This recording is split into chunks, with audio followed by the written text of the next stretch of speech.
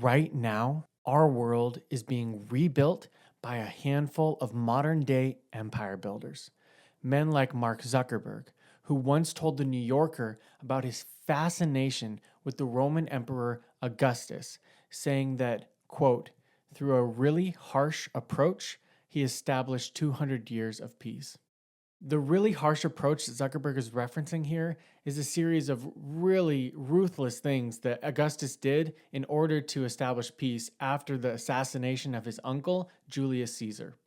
This included political hit list, several bloody civil wars, including against Mark Antony and Cleopatra, as well as dismantling the Roman Senate and Republic, which had existed for 500 years, and essentially consolidating all military and political power within Augustus himself, essentially becoming Rome's first emperor. It's safe to say that this change was disruptive, and it's often cited as the quintessential ends justify the means examples from history. However, since there have been many people who've idolized Augustus and attempted to implement similarly draconian practices, only to succeed in the means while failing to deliver the ends. And really, the entire promise that men like Mark Zuckerberg, Sam Altman, and Elon Musk are promising is replete with ends justify the means rhetoric. They are selling us a new manifest destiny,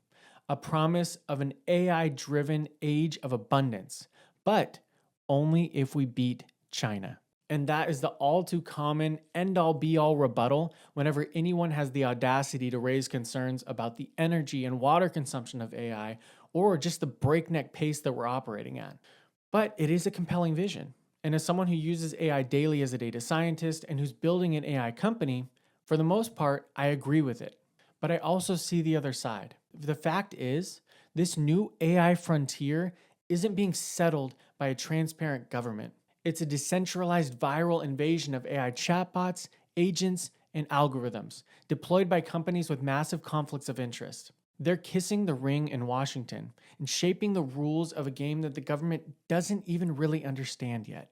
So this leaves us with a critical question. How do we respond to a force that feels at once revolutionary and at the same time invasive?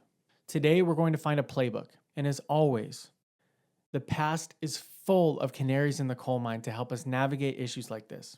And I believe that one of the most fitting case studies is the decline of the Comanche Native American tribe, one of the most resistant to westward expansion. They faced a decentralized force that threatened to upend their entire way of life. And the way that they responded to it is informative for us. And if you stick with me to the end, I promise that you'll leave with a new framework for how to think about AI and how we move forward.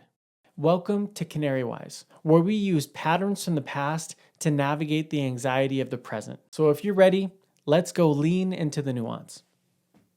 Before the Americans, the Comanche were the undisputed lords of the southern plains of the modern-day United States. For over a century, they built an empire on a seemingly unsustainable model. Nomadic life, constant raiding, and warfare as their main economic engine. Against global superpowers like the Spanish and later the newly independent Mexicans, the Comanche were brutally effective. They couldn't be conquered because they had no center to conquer. Their governance was a loosely connected network of decentralized tribes ranging through northern Mexico, Texas, Oklahoma, and surrounding states. Their lightning raids are a thing of legend and were a form of psychological and economic warfare. The goal wasn't just to steal horses and supplies. It was to instill a soul-crushing terror into anyone brave or dumb enough to venture into their territory. The Mexican cartographer Jose Maria Sanchez, while traveling through Texas in 1828, wrote that the mere rumor of a nearby Comanche war party was enough to instill widespread panic. He described them not as mere raiders, but as the, quote, true masters of the territory. These constant campaigns of terror were so effective, they created what modern historians refer to as shatter zones throughout northern Mexico, a vast region where society and economy had completely collapsed under the pressure. And it's important to understand what made them so terrifying. They were masters of mounted warfare and are universally regarded throughout history as one of the greatest light cavalry ever, only maybe matched by the Mongols. In his book, The Warrior's Tools, Author Eric Smith, who's done Native American consulting on movies such as The Revenant, recounted a story from his great-great-grandfather, who was a member of the Chickasaw tribe who sometimes had hunting disputes against the Comanche. His retelling goes as follows. Quote, "From a distance of 300 feet, a Comanche could hit you with an arrow if you stood still. But since you could see the arrow coming, you had time to get out of the way. The only catch, you had to watch for the 3 or 4 arrows that would be following the first." In other words, the Comanche were able to fire 3 or 4 arrows in the time it took the first to travel 100 yards. Combine that with their unparalleled horsemanship, including their signature move of being able to drop to the side of a galloping horse to use its body as a shield while firing arrows under its neck, and you start to get a picture for why they were so effective in battle. But it wasn't just their mastery of riding and attacking from horseback, but they were also excellent horse breeders, breeding for stamina, intelligence, and speed. Out of nowhere, they could descend on a settlement like angry hornets. Then, as fast as they came, disappear into the endless and featureless plains that were as familiar to them as they were intimidating to their foes. The chances of catching them once they took off were slim to none. But this very success created a fatal blind spot. We'll find out what that fatal blind spot was in just a second. But first, a quick word from the sponsor of today's video, me. If you're interested in content like this, there's a strong likelihood that you're an overthinker and you've had a dream of creating a meaningful side hustle, or you already have a business but you tend to get bogged down in analysis paralysis. Me too. That's why I built Boardroom AI. Think of it like a board of expert directors, from a strategic advisor to a copywriter, who all have a shared brain and are tuned by an overthinker for overthinkers to faster and more effectively launch and grow businesses. You can start your 7-day free trial today, and as a thank you for supporting the channel, if you use the promo code CANARY20, you get 20% off your first 3 months. The link is in the show notes. Thanks for your support. When a new type of intruder began trickling in, decentralized families, not invading armies, the Comanche didn't innovate.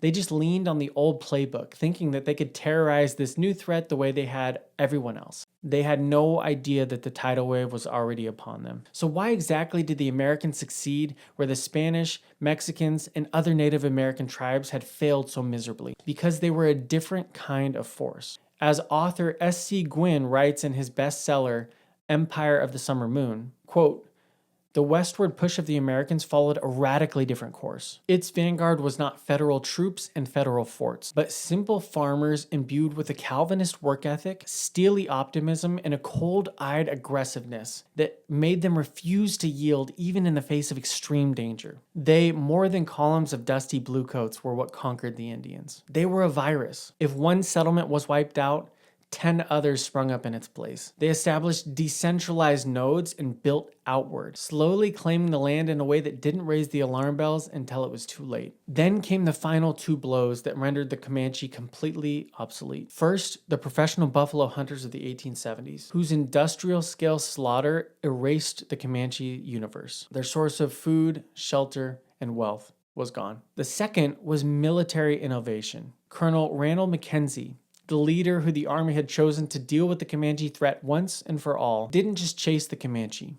He attacked their ability to make war. In a hugely successful raid in one of the last Comanche strongholds in Palo Duro Canyon in the Texas Panhandle, he captured over 1,400 of their horses, their source of power, and slaughtered them. This single act was the death blow that convinced the last free chief of the Comanche, Quanah Parker, that surrender was the only option, even if life on the reservation was rumored to be a death sentence in many cases. This is where the all-too-common story normally ends in tragedy, but this one is different. The name Parker might sound odd for a Comanche chief.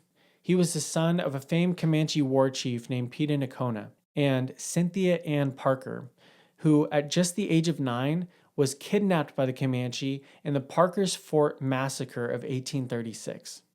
She lived with them continuously for 25 years until she was recaptured by the Texas Rangers in 1860. She had actually forgotten English and was only able to describe herself as, quote, "me Cynthia Ann," when she was recaptured. She had several children with Pita Nakona and considered herself a Comanche woman. and was well loved by her husband and her son, Quanah Parker. Now, Quanah was one of the most effective, cunning, and ferocious war chiefs that had ever made war against the Americans. He saw the failure of the old approach firsthand. He watched his people starve. He saw the futility of continuing to fight a force that could endlessly replace its losses. So, he made a choice. He chose survival over martyrdom. He led the last free band of the Comanche, the Quahati, to the reservation. But he didn't surrender his ambition. He pivoted. He learned English in the American legal system. He became a massively successful cattle rancher, and he lobbied for his people's rights in Washington, D.C., even becoming a friend of Theodore Roosevelt, the two at one time even sharing a wolf hunt together. He didn't just accept the New World. He mastered its tools and his systems to fight for the survival of his people. Being of the two worlds, he was the perfect bridge to guide them through this transition. And in some ways, we may be on the cusp of a similar transition. We're all in on AI, and we're likely never going back. But we have a choice, and it's the same one that Quanah faced.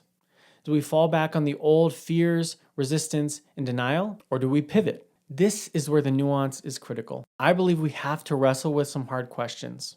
What would be the opportunity cost of changing our entire society to accommodate this new technology only to find that its promises were overblown? But on the other hand, what would be the cost of resisting only to find out too late that we're too far behind to catch up? There's a principle dating back to the 1870s, which is actually around the time that Quanah Parker was surrendering to the Americans. It's known as the Jevons paradox, and it's very real. In our context, it means that our demand for AI will lead to an unsustainable consumption of energy and resources, just like the buffalo hunters. But the technocrats have a rebuttal for this: the promise of the innovation feedback loop. They argue that AI is a uniquely generative force, and investment in it will surely solve all of the problems that it creates or exacerbates. So what is the lesson from Quanah Parker here? Does his story show us that the only path forward is to master this new unstoppable force? Or is that just a hopeful story we tell ourselves, ignoring the warning of the Jevons paradox, which suggests that our hunger for this new technology will invariably lead us down the path of the buffalo hunters? Is the future one of adaptation and survival, or one of a tragic resistance against a force too powerful to control? This is the nuance that we have to wrestle with, and I'm dedicating this channel to doing just that. So if you find value from drawing parallels from the past to inform the present and plan for the future, make sure to subscribe. And I'm curious to know what your thoughts are on the questions that I've raised in this episode. So leave a comment down below to add to the conversation. And as always, lean into the nuance until next time. Thanks.